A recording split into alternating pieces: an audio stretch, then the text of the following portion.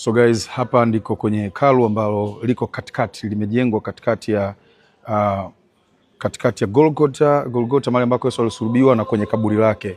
Hivi viko, ili jengo lilikuja kujengwa na Helena, mother of Constantine, yule ambaye alikuja sasa kuruhusu Ukristo years and years baada ya Ukristo kuwa ni kitu fulani ambacho hakitakiwi, kuwatoa Ukristo kutoka kwenye hiding sasa na kuweza kurasimisha na kuweza kujenga kanisa kama hili hapa na kuanza kusali. Kwa hiyo alijenga kanisa huyu mtu aliyejenga kuhakikisha kwamba anapata sehemu ambayo ni sacred, sehemu ambayo ni katikati ya Golgotha na the tomb of Jesus. So we're getting in now guys, we're gonna see it and yeah, hii ndio njia ambayo alipita akiwa anaelekea kule msalabani kwa ajili ya kusulubishwa. Vitu vingi vimebadilika, wenyewe wanasema vitu vingi vimebadilika, lakini moja ya vitu vijabadilika ni miongoni mwa njia kama hii.